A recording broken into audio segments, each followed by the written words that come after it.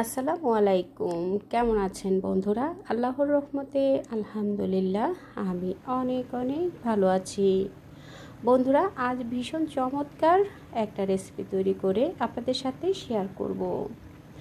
আজ আমি তৈরি করব খুব সাধারণ একটা রেসিপি, খেতে অসাধারণ মজা। তৈরি করে দেখাবো শিমের বিচি দিয়ে আর মাছের ঝোল। খুব সহজ পদ্ধতিতে আজকের এই রেসিপিটা তৈরি করব।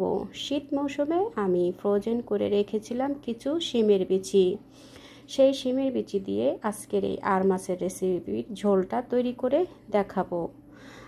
এখানে আমি কিছু শিমের বিচি 1 কাপ পরিমাণ নিয়েছি। আমি ফ্রোজেন করে রেখেছিলাম, সেখান থেকে আমি 1 কাপের পরিমাণ শিমের বিচি নিয়েছি। 4টা টমেটো এরকম স্লাইস করে কেটে নিয়েছি। যেহেতু আর মাছ দিয়ে আজকের এই শিমের বিচিটা রান্না করব, আমি এখানে আর মাছটাকে খুব ভালোভাবে ধুয়ে নিয়েছি হলুদ এবং লবণ দিয়ে। ভালোভাবে ধুয়ে পানিটা ঝরিয়ে নিয়ে এখন আমি মাছটাকে ম্যারিনেশন করে নেব।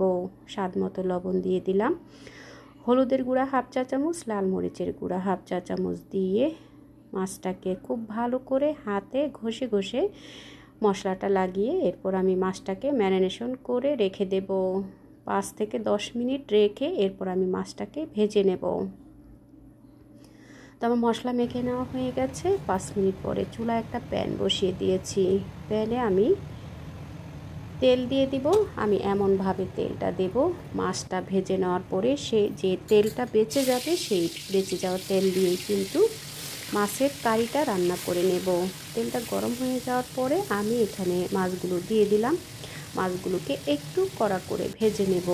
বন্ধুরা, আমি এখানে 4 টেবিল চামচের মতো তেল দিয়েছি। তেলটা গরম হয়ে যাওয়ার পরে মাছগুলো দিয়ে একটু কড়া করে ভেজে নেব। তো আমার 1 পিঠ ভেজে নেওয়া হয়ে গেছে। এখন আমি মাছগুলোকে উল্টে দিচ্ছি।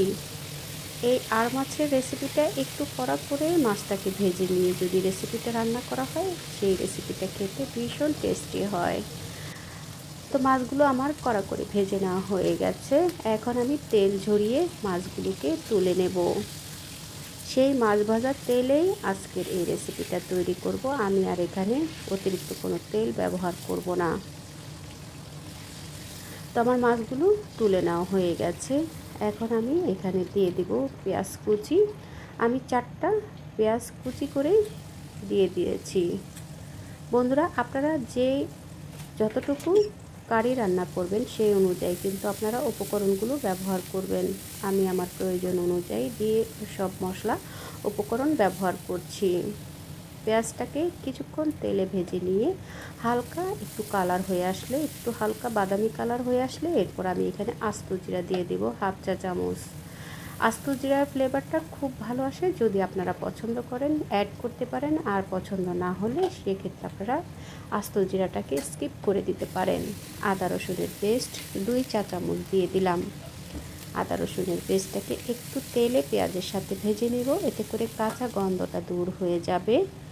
সাথে আমি আরও কিছু মশলা অ্যাড করব। স্বাদ মতো লবণ দিয়ে দিলাম। লবণটা দেওয়ার সময় অবশ্যই খেয়াল করে লবণ দিতে হবে, কারণ মাছ ভাজা ভেতরে কিন্তু আমি লবণ ব্যবহার করেছি।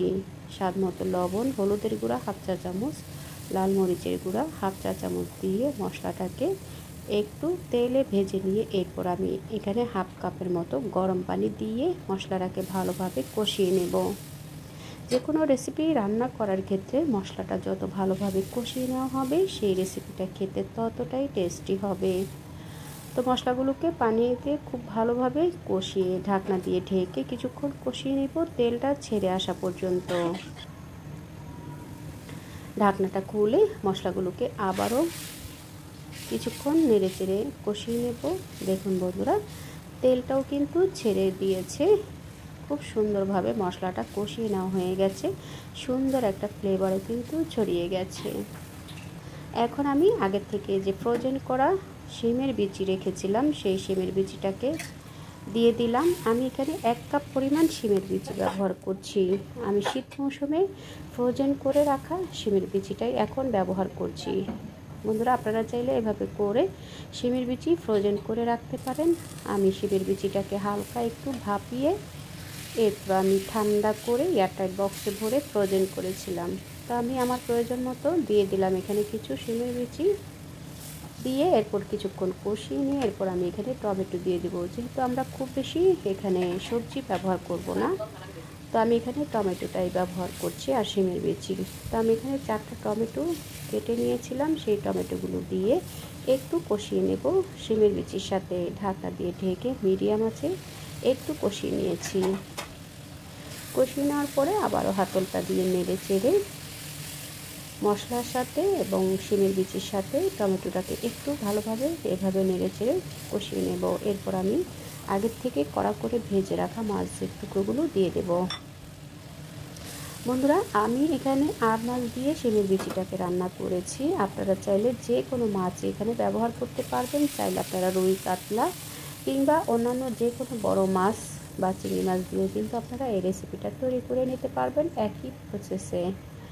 তো এখানে আমি প্রয়োজন মতো পানি দিয়ে দিলাম। যেহেতু আমরা শিমের বিচি এবং আর মাছের কিছুটা ঝোল রাখবো, তাই আমি একটু পানি বেশি করে দিয়েছি। দিয়ে চুলার আঁচটা হাইতে রেখে কিছুক্ষণ জাল করে নিয়েছি।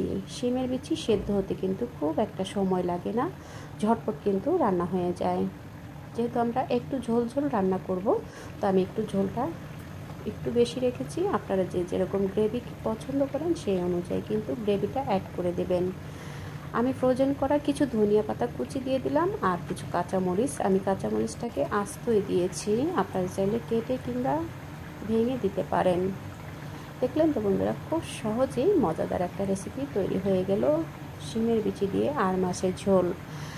তো আপনারা চাইলে এভাবে তৈরি করতে পারেন। একটু নিত্য নতুন রেসিপি যদি প্রিয়জনকে তৈরি করে দেওয়া হয়, প্রিয়জনরা খেয়ে কিন্তু ভীষণ খুশি হয়। যারা এতক্ষণ ধৈর্য ধরে আমার এই রেসিপিটার সঙ্গে ছিলেন, সবাইকে অসংখ্য ধন্যবাদ জানাই।